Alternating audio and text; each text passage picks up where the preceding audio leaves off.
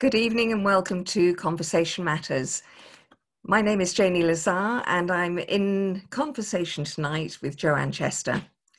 Joanne I met last year and we'll go into a little bit of how we met very shortly. Also on screen today we have Aisling. Aisling is going to be interpreting for us because without Aisling there would be no conversation with Joanne because unfortunately I don't have sign language. And that's part of what I want to do tonight, is to really say how inclusive we need to be in order to get the most out of everyday life with everybody in our communities.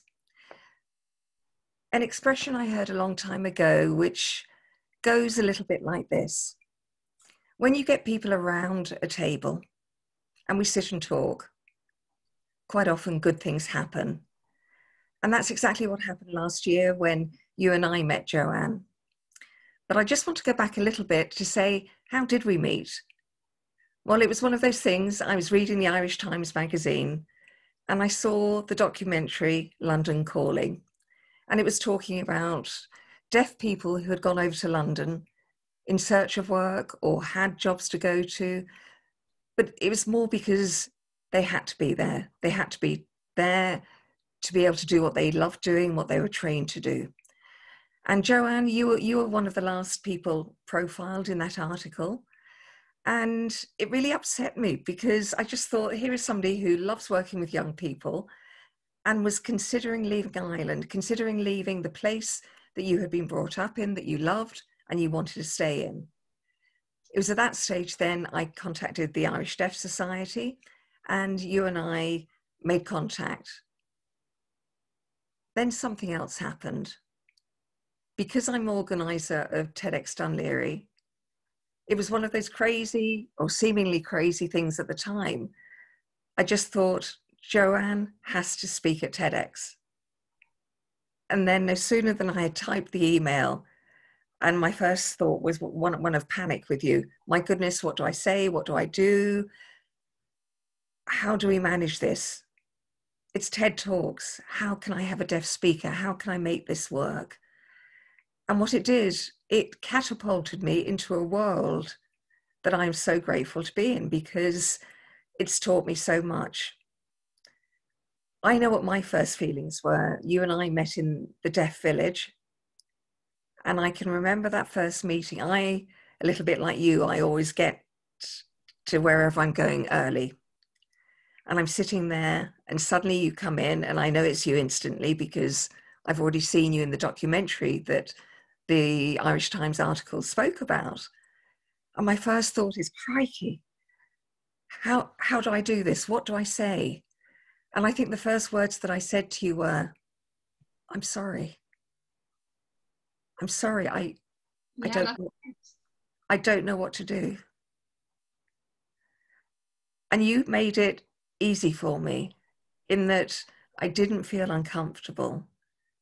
But this opened, as I say, opened my ears, my eyes, my heart to wanting to do something after TEDx,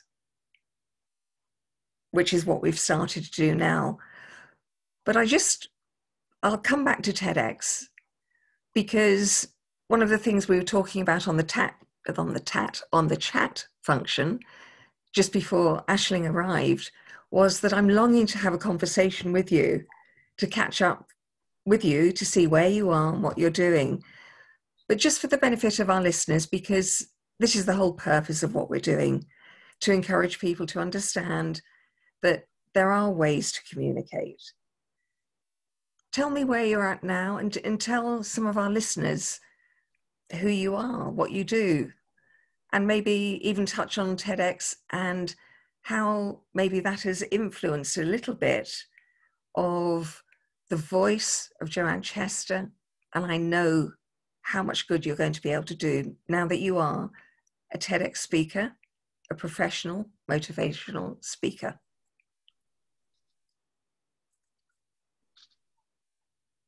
Wow, thank you so much, Janie. So, where to begin? I was born in Waterford and I was born to a hearing family. All my family are hearing. and I was the only deaf person in my family. There is an older second cousin of mine who's deaf as well, and they went to a deaf school as well. So I naturally went to the deaf school in Dublin, and I grew up in a boarding school. I had originally attended a hearing school, and it just wasn't working out, so I moved into the border school. And you know my story, if you've watched my TEDx video, from a young age I was there, and I also went to college then in Maynooth University, and I studied youth and community work. And after that I was just looking for jobs, something to link to what I had studied. So I loved youth work, I loved working with children, and I really loved encouraging them in their personal growth and everything, I suppose, that I didn't really have when I was growing up. So I wanted to be someone that young deaf people needed, or just, I suppose, that other deaf people could, even deaf children, something to do with them anyway. So I was looking around for different jobs, and I ended up getting a job just before Christmas there, working in the deaf boarding school, funny enough, where I grew up in the boarding school. Now I'm working in the same place. So I work with a lot of young deaf children there, and I really love my job. I love it so much. I've loved every minute of it there. And I suppose also I'm chairperson of the National Deaf Women's Group of Ireland, and I would have just joined that recently there in March as a chairperson, whereas ahead of that I was on the committee for over a year ahead of that. So that's really my update of what I'm doing now. And then you mentioned to talk about my TEDx experience and how that's kind of influenced things from there. So for me, TEDx, I remember it so clearly from the start. I had written my script, I wanted to tell my story, and I remember when I was meeting you, I was struggling to find that. I felt I had so much to say. I wanted to say everything, just about my experience as a young deaf girl growing up. As a young person as well. So I really struggled to kind of narrow that down, as I've never had that kind of opportunity before, able to tell my full story. Do you know what I mean? So on that, Janie, you yourself, we worked together quite closely, putting together my talk. And I think there was one day you pointed out something about a question, and I was like, that's it. And so it ended up, that's where I really got my story from. And the story really, well, I suppose when I was making that story, in the back of my mind, there was definitely thoughts about my family, and I wanted my family to, I suppose, to see maybe how I grew up and how I've grown up to be a deaf person, and for them to view that in a positive manner. So to show them who I really am. And at the same time, for the general wider public, I wanted people to just know more about deaf people. So after TEDx, I felt really like a different person. It just, especially with my family. Before that, I felt quite maybe negative, or I don't know, just something isolate. I don't know. Just of course I'd involve my family. They're my family, but myself as a deaf person in a hearing family just felt different. But then after telling my story in front of my family, I felt like, I don't know, just something changed, something different happened in me. I don't know how to describe it or how to explain it. But definitely my parents really became very emotional, and my father even cried watching my TEDx talk. So that was a very new experience for me. And I feel like telling my story, like actually telling my story, I felt like I'm finally being, I don't know if this is the right word, but anyway, I felt like I'm finally being heard or listened to. I know as a deaf person, that's probably not the right word, but I felt like I'm finally being heard or listened to, and that's my story out on display. Before that, I just never really knew how to express myself and how to tell my story, but that night everything just fell into place, and I really feel like, yeah, I can tell my story. I'm able to tell my story. So really, with yourself, Janie, and of course the whole TEDx team, it really has changed me big time. That's brilliant. It's really funny because different people ask me how we manage that process, because it's very easy to say to people, well, Joanne was here and we had interpreters, and sometimes there were two interpreters, because, you know, it's quite intense work.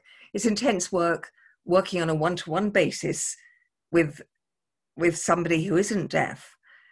But to be able to work then between interpreters and yourself, that taught me a huge amount, because first of all, as you say, your story, I think I've probably still got it somewhere. The typed pages, just pages, this massive story. I have them too. and I it was have that, so many. I've kept so many of them in my drawer.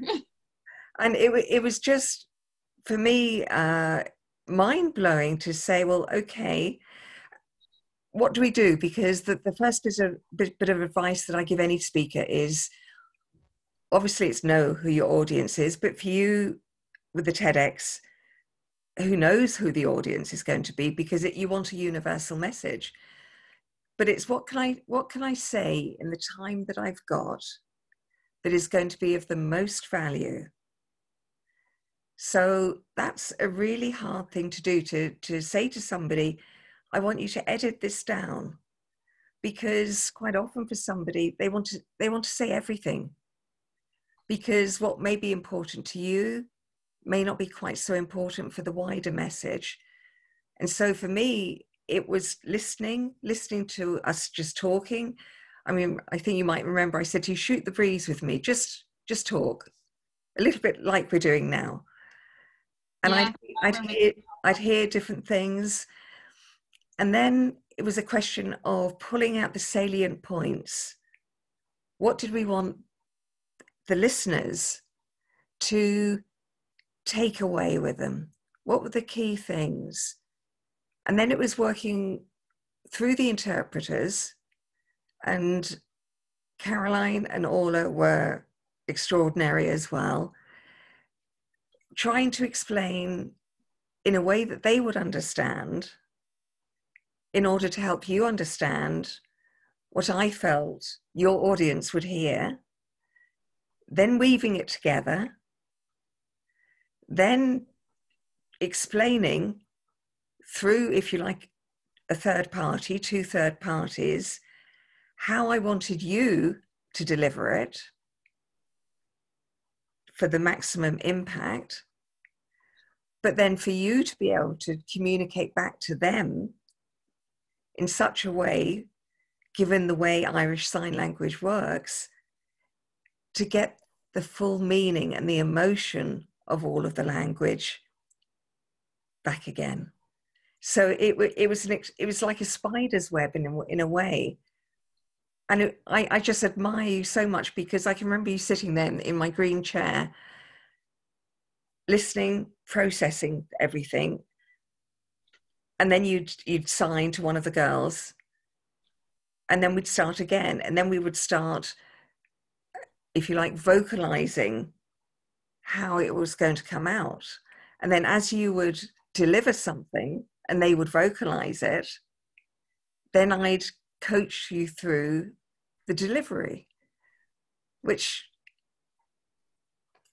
I take my hat off to you. If I had another hat on, I would take it off to you every time, because I don't think people appreciate how much information you have to hold in your head in order to be able to do that. Extraordinary. But what it did do was make me fully appreciate that there are people like yourself who need access to that training. And this will bring us on, I think, nicely to a couple of things that we've spoken about at length: the Access to Work scheme and ISL as something that needs to be on the curriculum in every school. As you said in one of your TED Talks, or because I know you gave a motivational talk in the morning to the kids, imagine if you and I could speak. We could be friends. We could go anywhere in the world.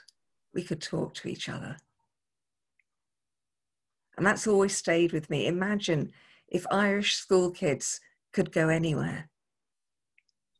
So maybe, Joanne, because the Access to Work scheme is a very important scheme, here in Ireland, I don't know how available it is and what's involved and what freedom that would give to somebody.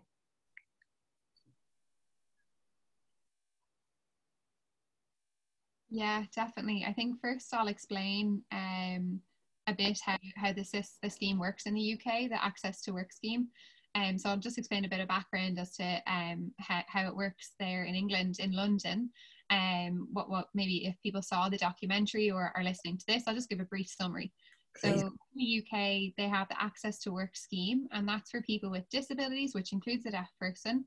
And it allows them, so I'll just talk about the deaf community aspect of it. It allows a deaf person, when they have a job, to apply to the Access to Work scheme.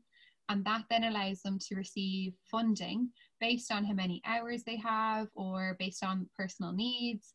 If they want an interpreter there, if they need support in work, if they need a note taker in work, whatever that person's needs are, it allows them to access the funding for that. They're able to then create and provide specifically how much funding it is. I think they work on it as an annual kind of costing, and provide that deaf person with funding to cover anything that they need accessibility wise for a full year included in their work. So they can have interpreters for work meetings without having to access their or talk to their employer and ask about how they'll provide finances for an interpreter there. So here in Ireland, we've nothing like that at all, absolutely nothing like that here.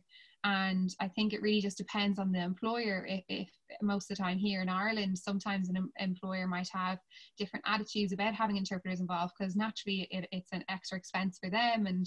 And then within the deaf community as well, deaf people are often missing out on access to meetings in their workplace, or maybe if they are in a place that has an interpreter, it might be rare, or it might not be that deaf person gets promotions as quick. They might stay in the same position for a longer time. So you never can actually see their potential until a deaf person is given the correct access through an interpreter, that then their employer sees, wow, this person has potential to move up and get promotions, etc. So I think why we really wanted to campaign to kind of copy and take the UK's their model and use it here. Definitely it would work so well here in Ireland. And the campaign started after the TV programme London Calling, and we've been going since then. My kind of co-worker Ronan Lowry, he works with me on the campaign, and we're just still contacting Minister Regina Doherty. At that time, she was in government, Minister for Social Protection. So we were able to contact her and show her the different cases, show her different examples. And she was able to announce last February then that €5 million funding would be available for deaf and for carers and for blind people. I think it was along that line. So I suppose that area just wasn't clear for us. It wasn't what we set out to achieve. And I think for now, just because of the new government that kind of came into play recently, so we're still, we're still not on an ideal spot. We're not sure which department this scheme needs to be under. So we're still kind of contacting. I think about 2 or 3 weeks ago, we had contacted and met with Minister for Children and Disabilities. And who is that? The name is Minister Roderick. Okay. I think, yeah. O'Gorman. And they're the Minister for Children, Disability, Equality and Integration. So we met with them, a few of us met from the campaign and met with them, and we're able to check to see what's happening with that €5 million, what's it being funded towards. And I suppose it's just not too clear just yet. So I suppose at the same time, we're not too clear as to which department it would fall under, because there's also the Department for Employment, Business and Transactions, something like that. So we're not sure which the scheme should actually fall under. It's almost like a mix match of the different departments it should fall under. So we're trying to figure out and find out what's the best solution for that. And hopefully they'll get back to us now in about the next 6 weeks or so, and hopefully we'll be able to hear soon. So it was a really positive meeting, really expecting good things definitely to happen from that they're going to work on using the same model that they have in the UK.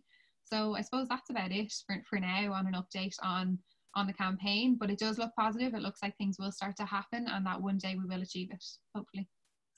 Can you give us an idea of how many deaf people there are in Ireland?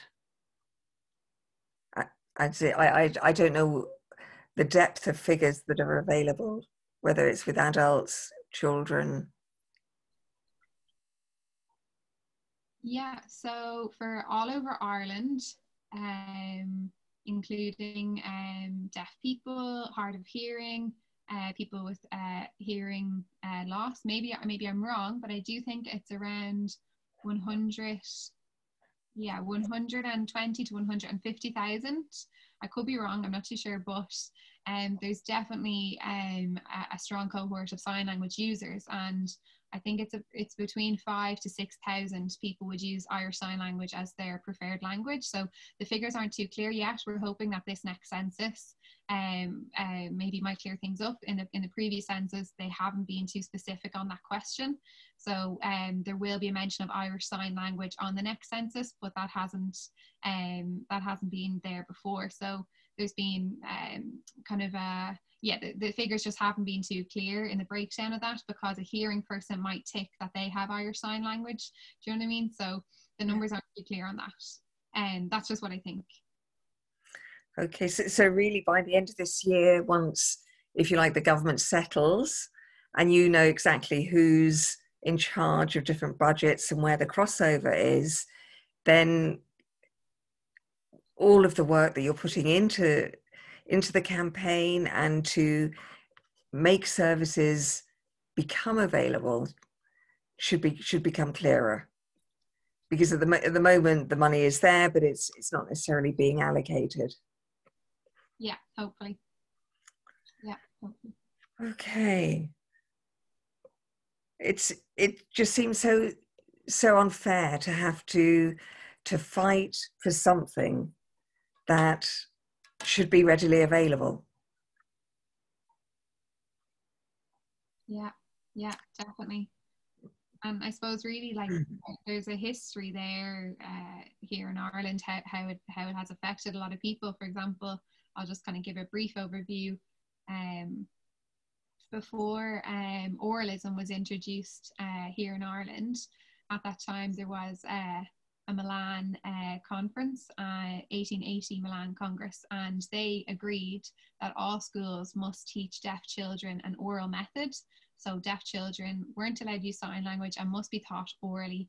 They introduced that here in Ireland, I think in the 1900s, I can't remember the date, 1940s, 50s.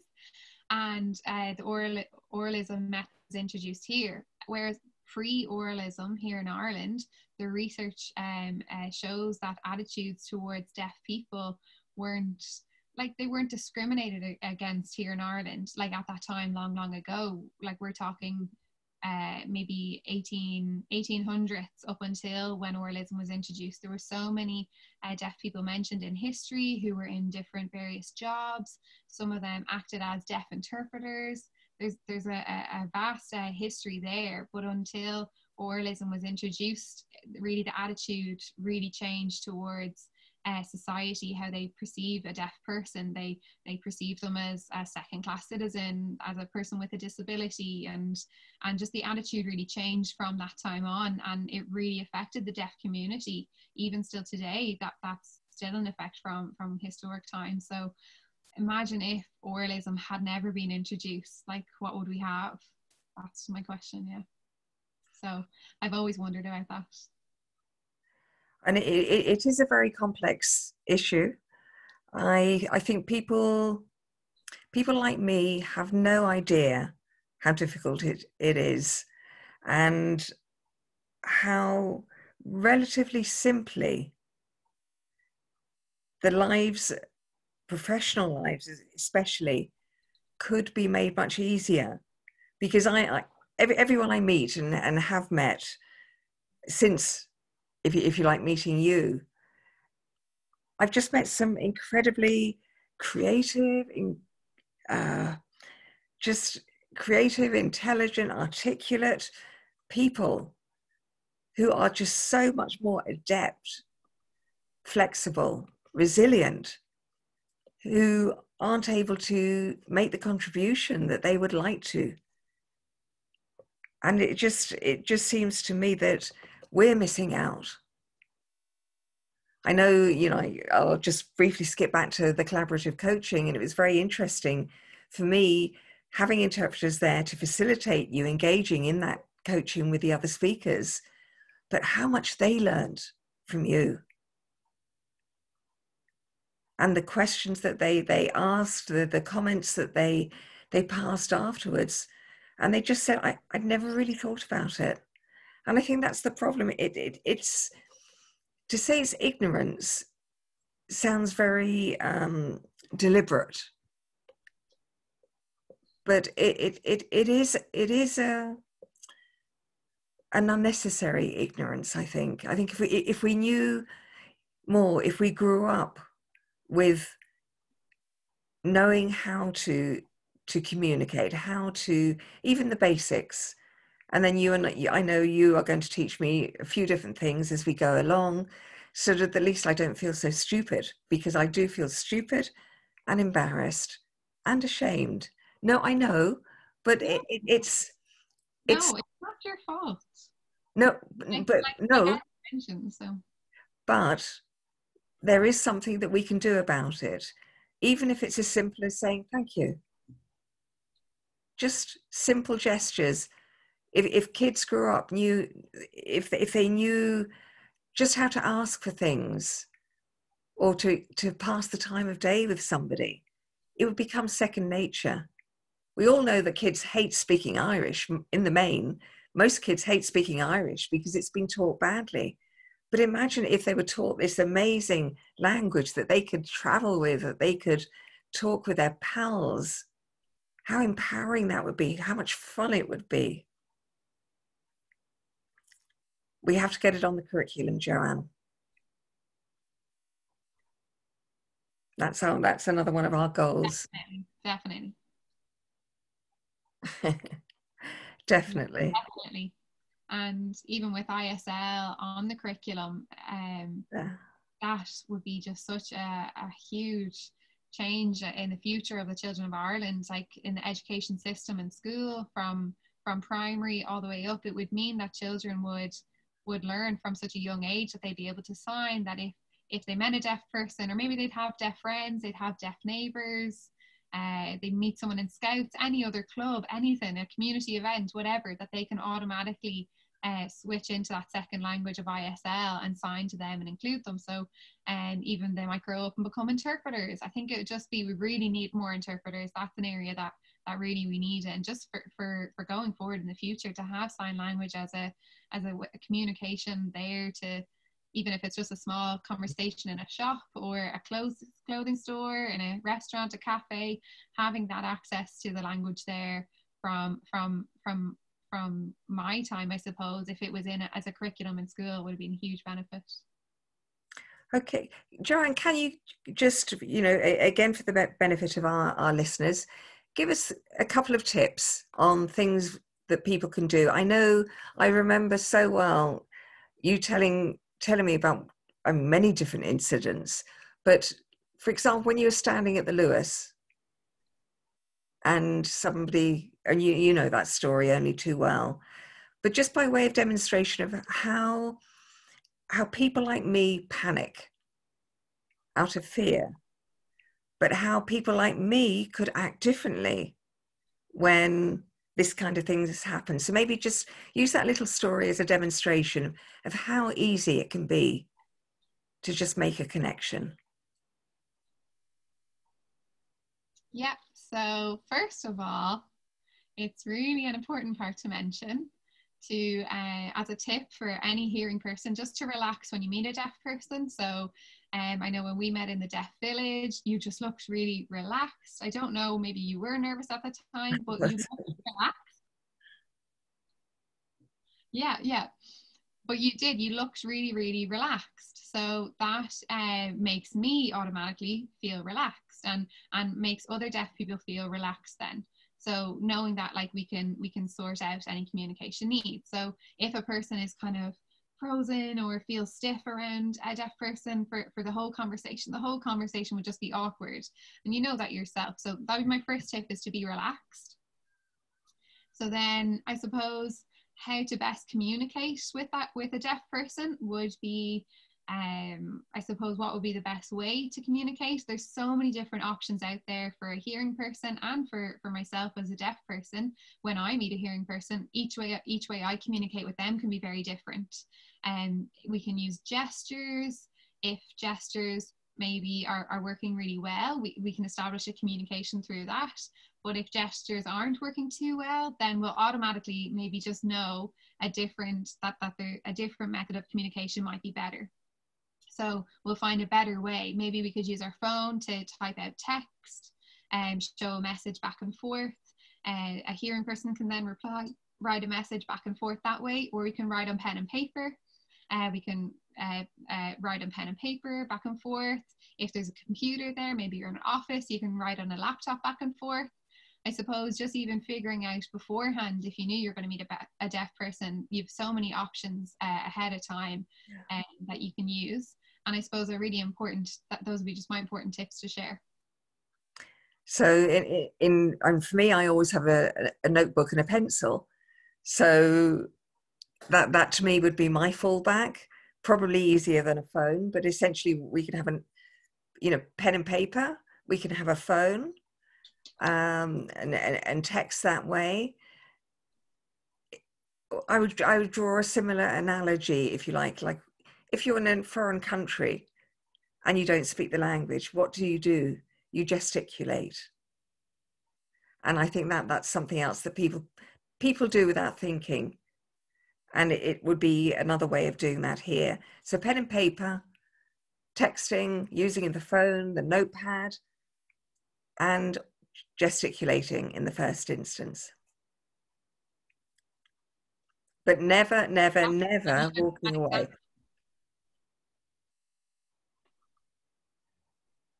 Yeah, that is exactly. I was just going to say that. Never walk away.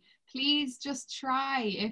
If all those other ways fail, that's fine, but try, rather than, oh, I met a deaf person, I'm frightened, oh, I need to walk away. Like, no, or oh, I don't want to bother them, I'll walk away. No, please try. Like a deaf person as well. Like for my example of the Lewis story, I could have helped that woman. I could have, but unfortunately, like she just decided to walk away. So it meant that, like, with the Lewis that was coming, and then I got onto the Lewis, so she missed her Lewis, and I could have helped. So I mean, that to me was one of the most shocking examples, because she came up to you to ask you something. Straight away you got out your phone and wanted to be able to help her, and she panicked and just said, no, it's okay, and she went away, and you're left there. It's like, what? So rude. And that's why I just think now, no matter what situation I'm in or somebody that I know is in, stay there, try and work it out. Doesn't matter whether somebody's deaf, whether they're blind, ask, try and make that connection. Because that's what's missing at the moment, especially with COVID. I think we're all missing that human connection. And we've suddenly realized what we've nearly lost. And it is that ability to really connect, So I thank you for all my learning. And I know we're going to do great things together. My goal is to get you out on the public speaking circuit. And for anybody who's listening here, Joanne is guaranteed to inspire you, to tell you of her experiences, to help, whether it's your company employees, communicate better with each other, even as speaking people and hearing people.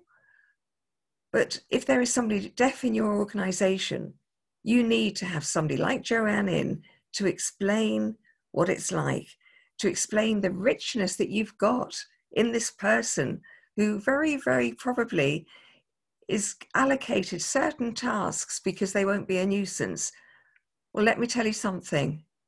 You're doing yourself and that person a disservice, because the richness in having somebody like Joanne contributing to your teams will just make such a tremendous difference, a stratospheric difference. So Joanne, that's our goal. We're going to get out there. Probably will be a trio for obvious reasons, but we're going to do that because once people know, they're going to get so much fun out of engaging as well.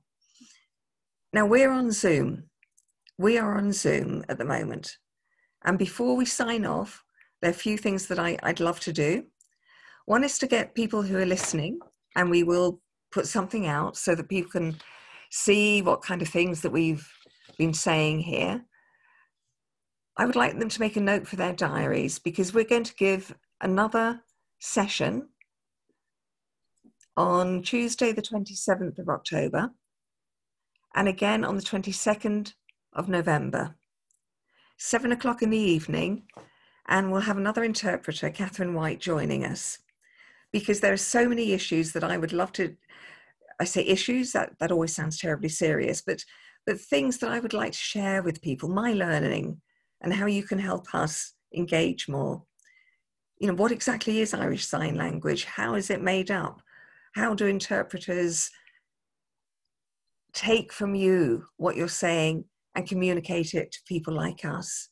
We need a better understanding. And I think through this platform, this is a conversation that matters. It really is.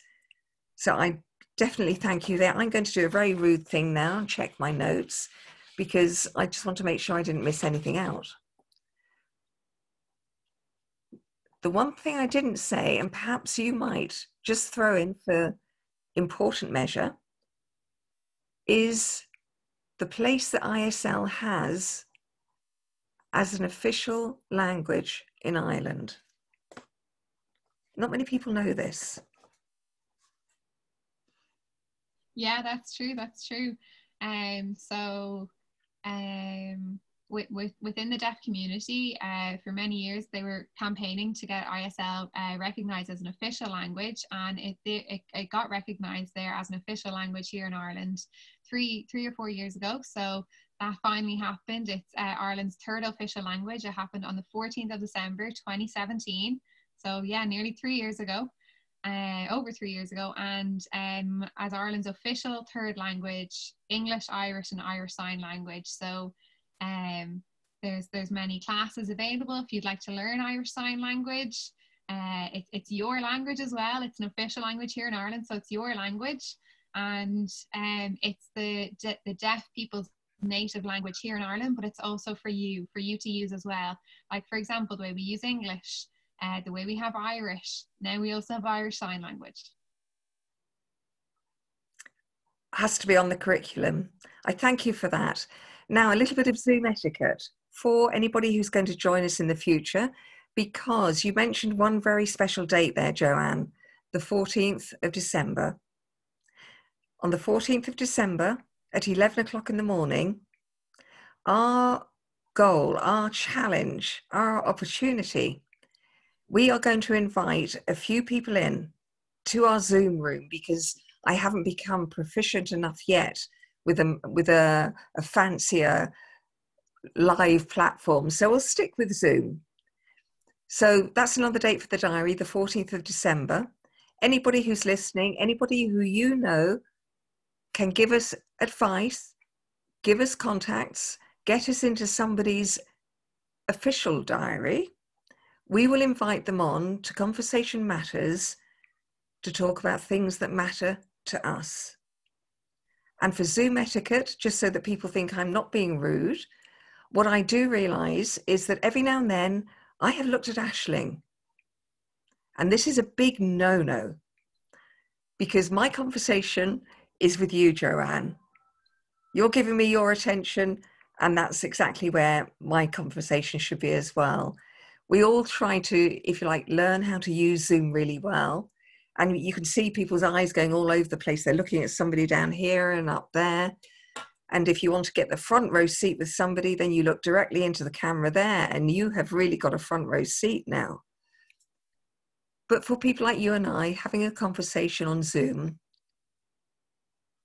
It's you I'm talking to, not the interpreter. The interpreter does a fantastic, invaluable job,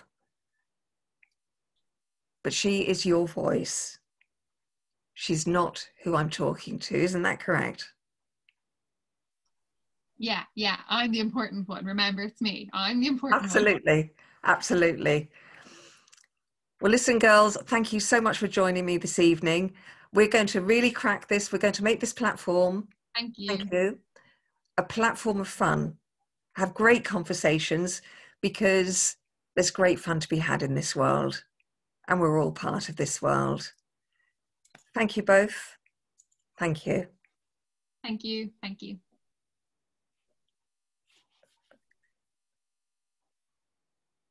Now, this is where the funny face comes in as I try and find the off button.